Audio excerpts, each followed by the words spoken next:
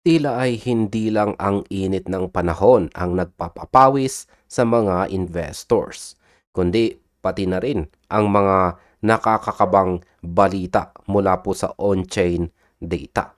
Habang ang karamihan ay tahimik po na naghihintay ng moon mission, meron pong isang multo mula sa nakaraan ang tila nagparamdam.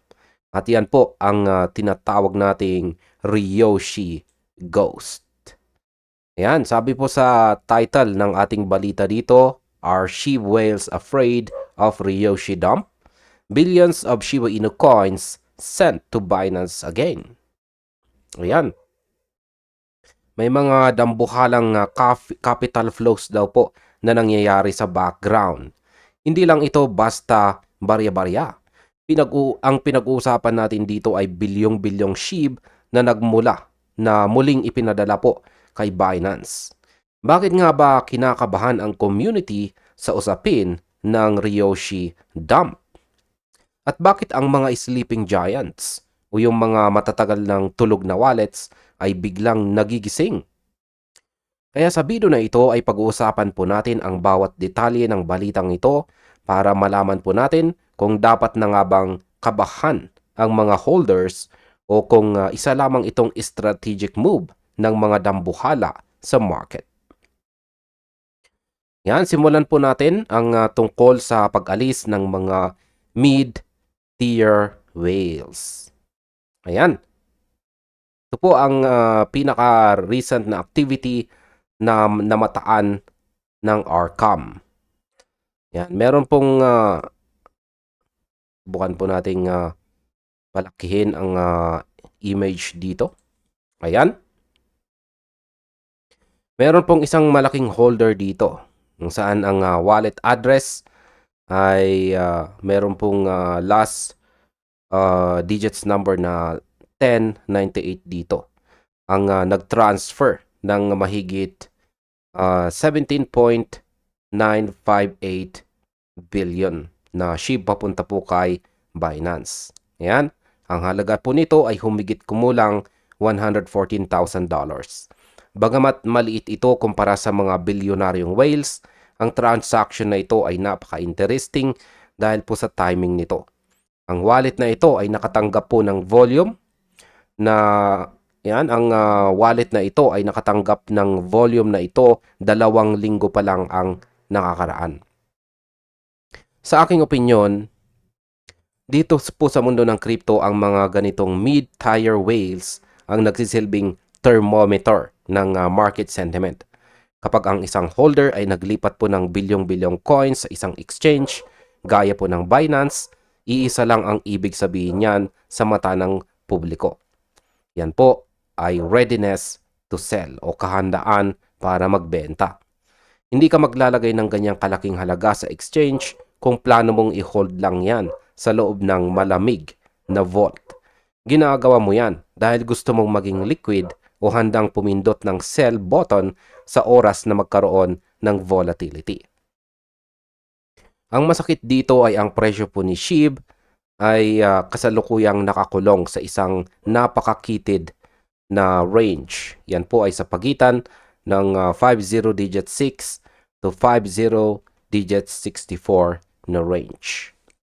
Kapag nakita ng mga investors na kahit ang mga mid-size players ay tila nawawalan na ng pasensya at inililipat na ang kanilang holdings sa mga exchange, nagbibigay ito ng signal na baka wala silang nakikitang near-term growth.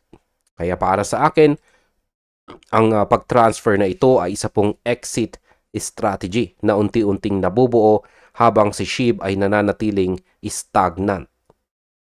Hindi po ito panic selling, pero ito ay lack of belief. At kapag ang mga ganitong klase ng holders ay nagsimulang lumabas, kailangan po nating bantayan kung susunod na ba ang mas malalaking mga isda. Ngayon ay pag-usapan naman po natin ang misteryo ng 103 trillion na wallet. Ayan. Ang tunay na nagpapaningning sa tuhod ng tunay po na nagpapanginig sa tuhod ng marami ay ang ulat tungkol po sa isang legendary address. Ito ay isang wallet na humahawak or nagho-hold ng mahigit 16% ng kabuang supply ng SHIB. Isipin po ninyo yon, mga ka-crypto. Isang tao o grupo lang ang may hawak ng halos isang 16% ng lahat ng SHIB sa mundo. Noong taong 2020, ang address na ito ay bumili po ng 103 trillion na SHIB sa halagang $13,700 lamang. Noong peak po ng taong 2021, ang wallet na ito ay nagkakahalaga ng mahigit $9 billion. Kaya sa aking opinyon, ang wallet na ito ang tinatawag po nating elephant in the room. Nitong katapusan lang ng April, ang misteryosong holder na ito ay nagising at nag-transfer po ng 800 billion coins papunta sa CoinMena exchange. Bagamat maliit na porsyento lamang ito ng kanyang total holdings, nasa 0.8% lang, ang mismong katotohanan na gumalaw po ang wallet na ito pagkatapos ng mahabang panahon ay sapat na para mag-trigger ng collective fear. Ngayon, bakit naman ito tinawag na Ryoshi Dump? Dahil marami po ang naniniwala na ang wallet na ito ay pagmamay-ari po mismo ng founder ng Shiba Inu na si Ryoshi, na nawala na parang bula noong taong 2022. Kahit walang direktang ebidensya, ang anino ni Ryoshi ay laging nakabuntot sa bawat galaw ng 103 trillion wallet na ito. Kaya sa tingin ko, hindi si Ryoshi ang kinatatakutan ng market, kundi ang president. Kapag ang pinakamalaking individual holder ay nagsimulang mag-take profit o mag-provide ng liquidity sa mga exchanges, parang sinasabi niya sa buong mundo na ito na ang pipik or pinakaitaas. Yan. Bilang mga investors, kailangan po nating itanong kung ang taong nakakuha ng 103 trillion sa halagang barya lamang ay nagsisimula ng magbenta, ano pa ang hinihintay nating mga huling pumasok? Yan, pag-usapan naman po natin ang fundamental vacuum at saka ang tungkol sa capital flight. So ngayon, napansin natin na tila tuyot ang fundamental narratives sa paligid po ni SHIB. Wala po tayong naririnig na malalaking partnership o groundbreaking tech update na kayang itulak ang presyo paitaas. Dahil dito ang atensyon po ng community ay lumipat mula sa price charts patungo sa capital flows. Binabantayan na natin ang bawat paggalaw ng pera sa on-chain data dahil iyon na lang ang tanging source natin ng impormasyon kung saan pupunta ang market. Ang nakikita po natin ngayon ay isang stress test para kay Shiba Inu. Habang ang presyo ay nananatiling naka-frozen, yan, or nananatiling matigas sa 50 digits 6 na price level, ang tunay na panganib ay hindi ang isang bagsakang dump mula kay Ryoshi.